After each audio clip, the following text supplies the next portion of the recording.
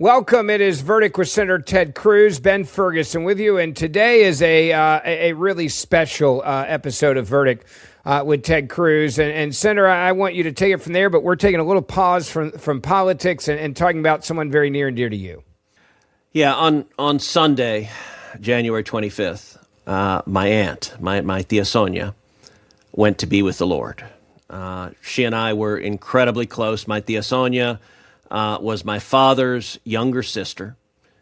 My dad, as you know, fought in the Cuban Revolution. He was imprisoned and tortured in Cuba by Batista's thugs. My Tia Sonia was younger than he is, and so she was there after the revolution succeeded. She fought in the counter-revolution, and she was imprisoned and tortured by Castro's thugs. And she's someone who I grew up very close to. I called her my tia loca, my crazy aunt. She is fiery. She loved liberty. She loved America. She has been ill for the last couple of months. It was not a surprise when she finally went. My cousin Bibi, who is my Tia Sonia's only daughter, has been caring for her, and she passed Sunday morning in Bibi's living room with her family around her, surrounded by family that loved her, that was praying for her, and she's gone to be with the Lord. And so our family is grieving because Tia Sonia was a larger-than-life personality. She had an unbelievable heart. She would help anyone. She was extraordinary, and she was someone who, before she fell ill, we had my Tia Sonia as a guest on Verdict. I wanted her to come on Verdict and tell her story. Tell her story growing up in Cuba, seeing the communist revolution, seeing Fidel Castro rise to power, and then fighting in the counter-revolution, being in a Cuban jail, being tortured in Cuba, coming to America with nothing. And so in honor of my Tia Loca, whom I loved with all of my heart, I want to give you the interview we did with my Tia Sonia, an extraordinary warrior for liberty. Welcome back to Verdict with Ted Cruz. We are joined, as ever, by the Senator and also by the Senator's Tia Sonia. My Spanish is not very good, but I think that was about right. Aunt Sonia. That is correct. Thank you. This is, in a few days, going to be the 58th anniversary of your fleeing the communist regime in Cuba. That is correct, sir. And yet we've got the leader of the Democratic Party nomination process is praising the Fidel Castro regime. I think we have the clip. Very opposed to the authoritarian nature of Cuba. But, it's unfair to simply say everything is bad. When Fidel Castro came into office, you know what he did? He had a massive literacy program. Is that a bad thing? Listen, Bernie has spent his entire life, his entire career, praising communist dictators. But this week, his latest ode to Fidel Castro, frankly, just pissed me off. And this is not a joke. This guy is the front runner for the Democratic nomination to be president, and he sings the praises of Castro and Cuban communism. My dad fled Cuba in 1957. My Tia Sonia was still there. She was a kid. And so she saw the Cuban Revolution firsthand, and she ended up fighting against Castro. So, Tia, if you would, I just want you, first of all, tell me what it was like to be in Cuba when the revolution happened, when Castro took over. Actually, it was a lot of people were happy because finally somebody was coming in that was praising, we're going to give you a chance to change your hope. We're going to change things around. Everybody was going to have whatever they want to. The poor will never be poor. The rich continue to have money. And everybody will be the same. In reality, yes, everybody went the same, but everybody was poor. Everybody went down. Everybody got paid the same amount of money. There was no difference between the poor and the rich. Everybody lost. It's not that everyone was rich. Everyone was poor and suffering and miserable. And everybody was miserable. Everybody was miserable. What Bernie is saying is a bunch of garbage. So you're there. You're a teenager. How old were you?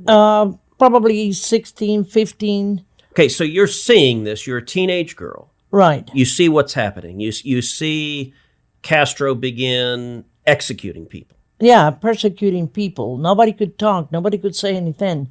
He trained the people to even be against the family.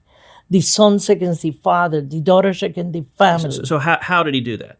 By indoctrinating these people, by telling we're going to give you this and that and the other, and it's all going to be free, but you got to tell us what's going on in your house, who talk against the government. So everything was persecuting one another, especially the older people, that actually we live a good life before in Cuba. It was beautiful. What do people face in terms of their friends and neighbors and families spying on them for the government? You have people in each block. There is somebody that is responsible to keep an eye on you in your house.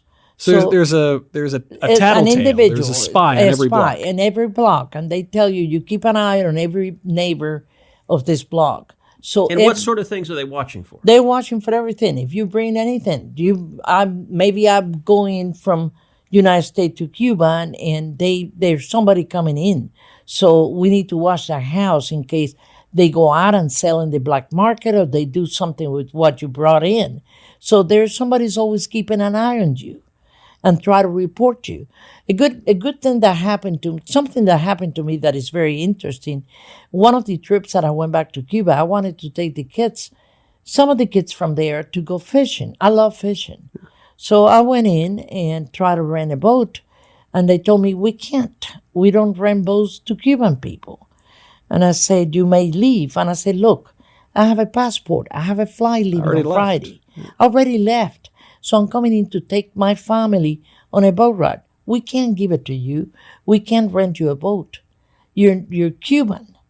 So because they're so afraid. By the way, they know Michael, that if you go there, you can rent a boat. You can as rent an American. a boat. Right. She can't rent a boat because she's Cuban, even though she's an American citizen now. Yes, you're Cuban. So you can't do it. There was a boat in the river that my niece wanted to go in. And when we get in to ride the boat with the rest of the people, they said, you all cannot get in. You all are Cuban. And I said, but we're paying with the same money that they're paying. Well, I'm sorry.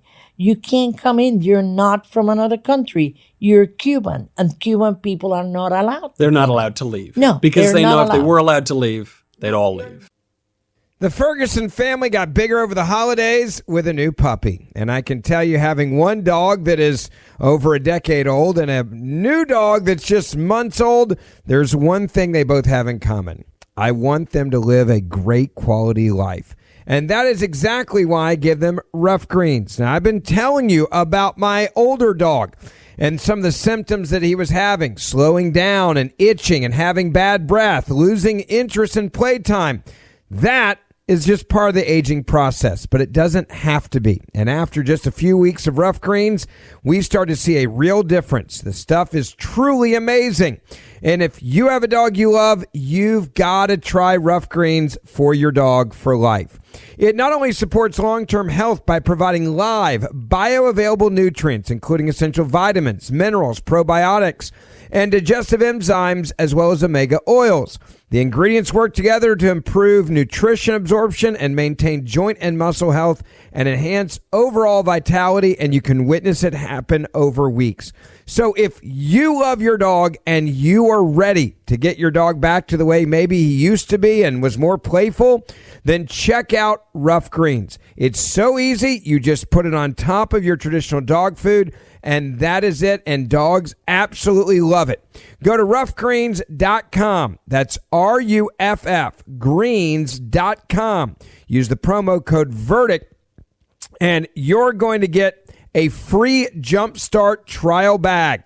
All you got to do is add Rough Greens to your dog's food. So you cover the shipping, that's it. Promo code VERDICT to claim your free Jumpstart trial bag at roughgreens.com. That's RUFFGREENS.com. Promo code VERDICT. Sonia, how quickly after, as you say, people liked Castro initially. He was promising them the world. How quickly did it turn? I mean, how quickly did it turn? It turned right away. It turned right did. away. He immediately started saying the policies that he wanted to do. He was going to take things away from the rich. He was going to take things away from the people to give to others. He was to actually take money from you and give it to the poor. So on the other side, I make my money. I work for what I have. My father worked hard to be where he was. My mother was a great school teacher. She was proud of what she was doing. My mother itself was told that she have to teach at the school a different kind of curriculum. She was told she needed to teach about the revolution, Castro, the regime, the things that needed to happen. My mother had to actually pretend that she was losing her mind, and she was dismissed immediately. And let me underscore this story. And listen, I grew up hearing this story as a kid. I mean, I would sit with my cousin Bibi, who's correct. Sonia's daughter. The two of us would sit literally on the floor in the living room and listen to my dad and my tia Sonia tell us stories about the revolution, and my abuelo and abuela, their parents were there also. So my grandmother, my abuela, she's a 6th grade teacher. Castro takes over, and she's ordered, you must teach communism to the kids. You must indoctrinate. You must brainwash the kids. And my grandmother said she wasn't going to do it. And so it's funny. My tia Sonia mentioned something just very mild. But my grandmother pretended she was insane. In the classroom, she began literally foaming at the mouth and pretending she was insane. Why? Because she couldn't quit. In the communist dictatorship, she wasn't allowed to quit. And she made the decision she would rather have the stigma, have the shame of people thinking she was a crazy person than be a part of indoctrinating these kids. That is true. And it was very painful because my mother was a great teacher. It was loved by many people. But you have to play crazy in order to get out of that situation. But what I want to know is how in Cuba, the public opinion changes very quickly. People see what a monster Castro is, and they start to hate his guts. How is it that in the United States, now so many years on, 58 years on now since you left, you have a presidential candidate, you got a U.S. senator who's still singing the praises of this guy? What did he miss? He have not been with the Cuban people. If you go there as a Cuban, you go and see somebody, a relative. You're going to see the misery that they live in. They don't know what to put on the table to serve their kids. They don't know they're going to get the food that they're going to eat tomorrow. If you all go in as somebody from another country or as a tourist, you actually become prisoner of the government. They take you where they want you to go. They showed you the model school. They showed you the best hospitals. They showed you the best restaurants. In 1989, Sanders stated after visiting Cuba, quote, I did not see a hungry child. I did not see any homeless people. Bernie said the Cuban people, quote, had an almost religious affection for Castro. That is not true. He is lying. He's lying to the people of this country. He is playing on the mind of the younger generation here. He was either himself complicit in the lie or he was naive enough or ideological enough to let the Castro regime lie to him and say, look at this paradise. They didn't take into what the Cuban people were. Cuban people are starving to death. Cuban people don't have any money to buy anything. So let me take you back to 59, back to 60. The revolution succeeded. You begin fighting against Castro. What happened to you as a result? What happened when you started fighting against? I was constantly persecuted. People was looking for me everywhere. They want to take me to prison. They picked me up several times. So you were pretty clearly fighting against the regime. Totally against Castro. Yeah. Yes. So and this is after Castro's taken over. So he's the dictator. Yes. So what, like when they picked you up, what happened? What does that mean? Well, they put you in a room and there was people sitting on the floor and everybody's, that's where you were with a whole bunch of people in the floor and they keep you there for 2 or 3 days. My parents did not know where I was. My mother did not know, so she was going crazy trying to find me. My friends that I have, could not even come and find out with my parents where was I or what was wrong with me. They were afraid because everybody was persecuted. So it was very difficult to live on the Castro regime. When you left Cuba, it was 62 you left? Right. You've been back a bunch of times. Right, yes. So when you come back, you usually bring a duffel bag with I bring medicine, I bring food, clothes, cheats, Just for relatives, just for friends. friends, people that need So they can't get anything there. nothing. She leaves a suitcase. She leaves every bit of clothes she bought. She leaves her underwear and bra. Everything. Because nobody has underwear there because there's so much poverty. You'll wear like sweatpants, a T-shirt, and flip-flops. That's what she wears and that's how I on the come back plane here. coming back. Right, that is correct. A lot of people don't understand what is the difference between socialism and That communism. is correct. Socialism is simply the economic system of communism. Socialism is government ownership of the means of production or distribution. Cuba in the 1950s was the world's #1 producer of sugar. Yeah. It had problems. Look, Batista was a corrupt dictator, and he was a Right. bastard. My father, to this day, doesn't have his front teeth because Batista's police kicked them in. His guards, his army officers kicked them in. But what about the universal health care? I mean, we're told by a lot of people in the United States, a lot of left-wingers, they say Cuba has some of the best health care in the world and everybody's covered. I can personally tell you that I went to the doctor there because I have mosquito bites that I got into infection, and they put a shot on me in front of 60 other people that were there waiting for to be seen by a doctor. There's no transportation. There's no gas. So you can't move. Doctors come to your house in a bicycle, and they're hungry. They're hungry. When they get there, they come to the house to see. Matter of fact, I was in a house visiting, and they were trying to see the little girl. He came on a bicycle, and I bought some things that there was somebody in the street selling, and he said, "Can I have one?" Probably the most visible sign that Cuba hasn't changed or hasn't progressed is they have those old cars, right? Yes. And you know, people like to think that that's sort of quaint and cute that they have cars from the 1950s. The reason they have cars from the 1950s is they can't get anything else. You know, the scary thing about all of this is you've got the experience of it, 58 years of experience since you left Cuba. There are various studies that have come out that show that even the majority of young Americans, millennials and Gen Z, now embrace socialism and prefer it to capitalism. Now, the bright side, I will say, the silver lining, is that a much smaller percentage can actually define socialism. That's so right. there would seem to be a problem there. But beyond just ignorance, beyond just not knowing what it is what is drawing young Americans to this evil, evil ideology? It's the word that he's giving out, the change. They want to see something different. They want to try something new. It doesn't work, guys. It does not work. All of this ambition and giving it to me, there's nothing given to you. You need to work and try to achieve your dream by hard work and by doing what you want to get ahead. I mean, I've noticed this with your colleague, Senator Sanders. You know, I mean, he's been talking about this for 50 years and no one listened. But now only, now that he's in his mid-70s, it's catching on. And I even think of this absent Bernie Sanders. Forget about him for a second. It took a long time. People knew that communism, socialism were terrible for so long. And now they don't know that. Well, and too often they're not taught in schools what happened.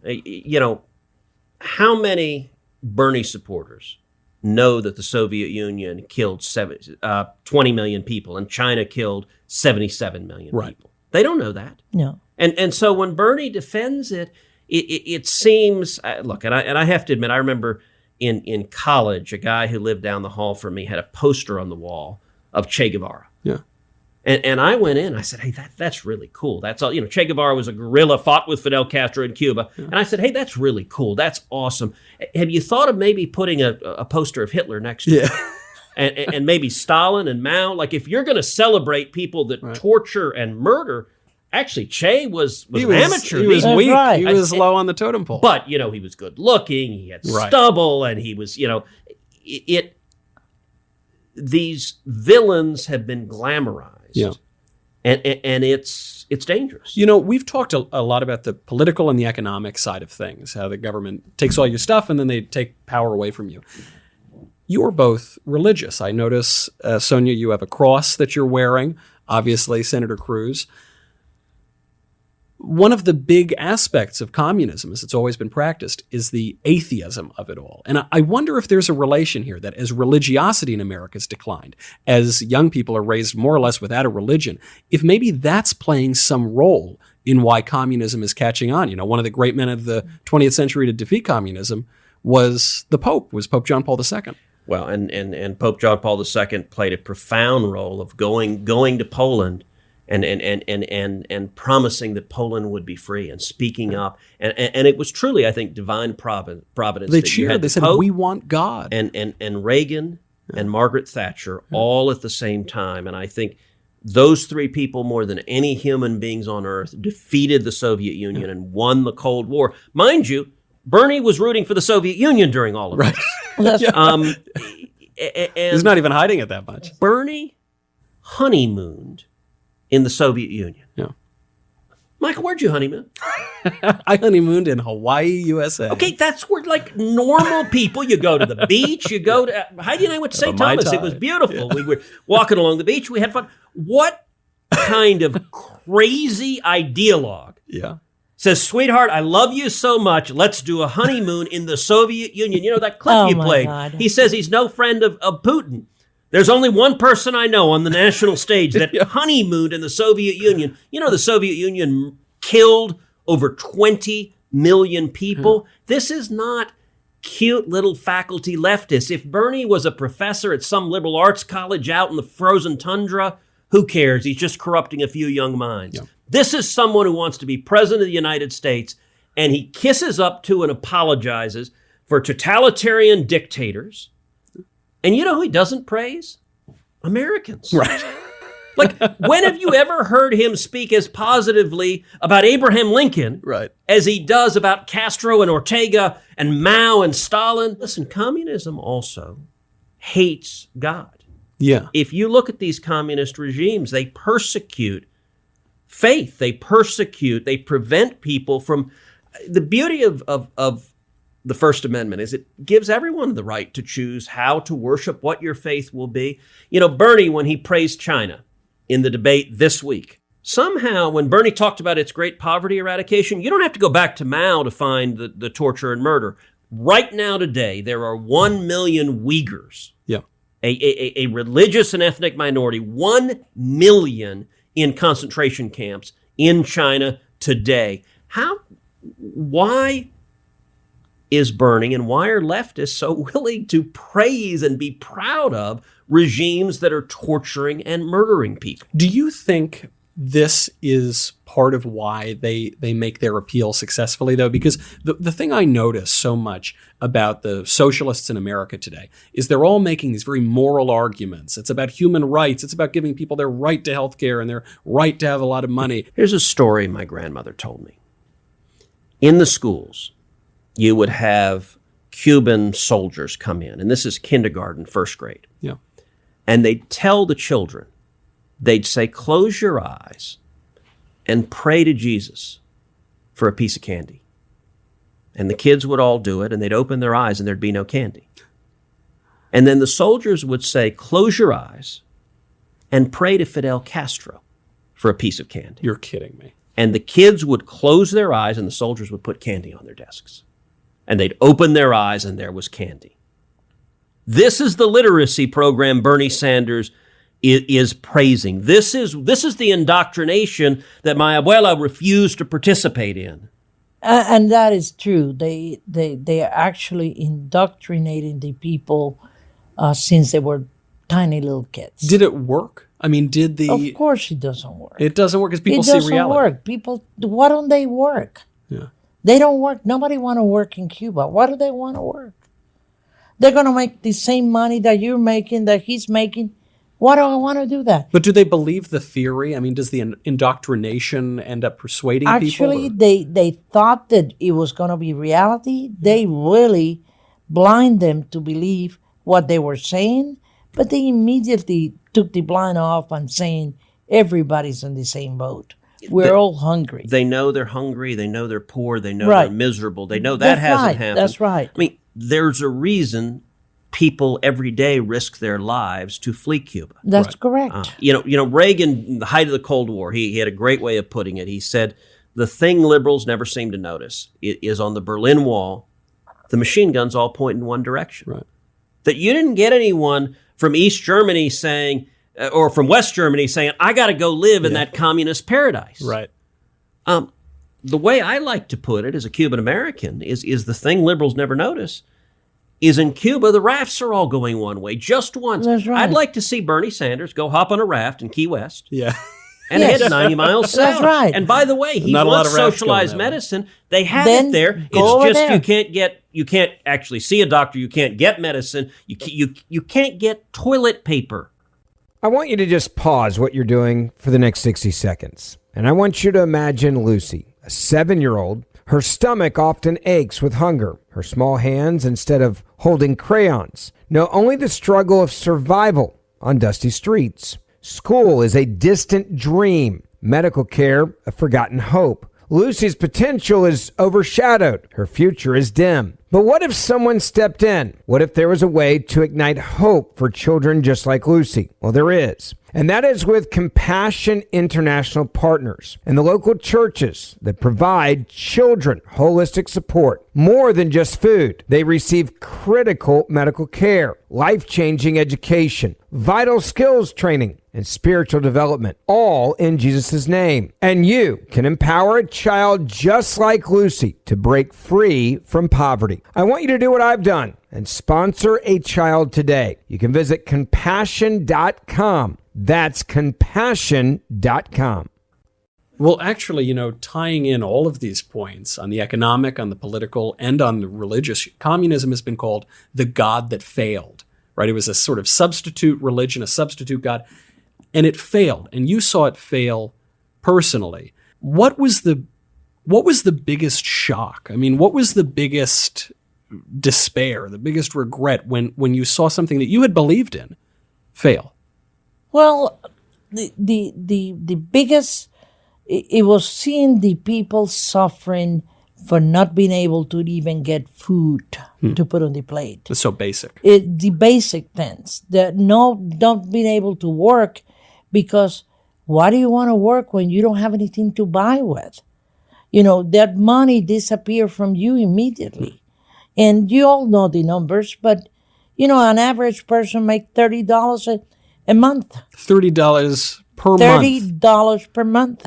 Wow. So what are you going to do with that? Right. So people are drinking water. You see the kids. They drink water with sugar to get their stomach full. It's that basic need. It's so interesting that you say that, because communism starts out as this idealistic fantasy, very highfalutin, very high-minded, literacy programs, all that, and then the reality of the failure is people totally can't even different. fill their stomachs. That is true. Although, there is one exception, which is the Communist Party rulers. Look, Fidel Castro lived like a billionaire. Oh, He filled yeah. his stomach. And by the way, Putin lives like a billionaire.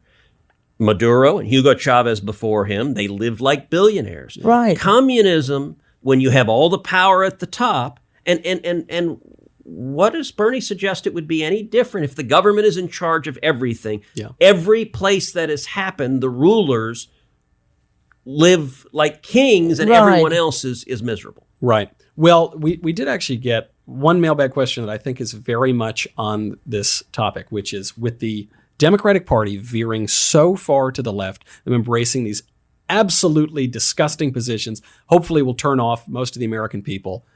Should conservatives be happy? Should conservatives be happy that the God that failed is about to fail the Democratic Party? Not necessarily. No. You're not as Look, complacent. I understand people saying, okay, great, Bernie's so extreme. That means Trump will get reelected. I hope Trump gets reelected. I'm working hard to reelect the president. But listen, what is truly terrifying is I think the American people could elect a wild-eyed socialist. Yeah. Yes. The media, we're a divided country. If 100,000 votes had flipped in 2016, Hillary Clinton would be the president right now. And Bernie, the media treats him kind of like your crazy uncle. Oh, he's just the crazy uncle. Isn't that cute? He's praising murdering, torturing communist dictators. Well, this guy believes this stuff. Right. In his heart and soul, he believes it. His whole life has been dedicated to it. And I got to admit, it's all fine and good to celebrate unless he ends up winning. Unless it happens. And God help the direction this country goes if that happens. Well, because you already fled one communist hellhole, And this was the great hope, as America's the great There's hope. no place to go. Where do you go There's after no this? place to go. Senator, what an incredible story, and especially so timely with what's happening in Cuba and in Venezuela and in Iran. And just, I hope it inspires others. I hope people will share this. Our thoughts and our prayers are with you and your family. But what an amazing legacy that she has left behind. Well, she has left an amazing legacy, including her daughter, Bibi, who is extraordinary. She's like a sister to me, including me. She impacted my life in a very profound way. I will tell you, a couple of weeks ago, I went up to see her. She lived in Dallas. I went up to see her and brought Heidi and the girls, and we saw her in the hospital. And she was not fully conscious. She was going in and out of consciousness. But I told her that we got Maduro. And I told her Cuba is next. The Cuban communist regime is going to fall next. And even kind of coming in and out of consciousness, she smiled the biggest smile. And to have a chance to tell her that and for her to hear that before she goes to be with the Lord, she is truly a warrior for liberty. Tia Sonia, I love you.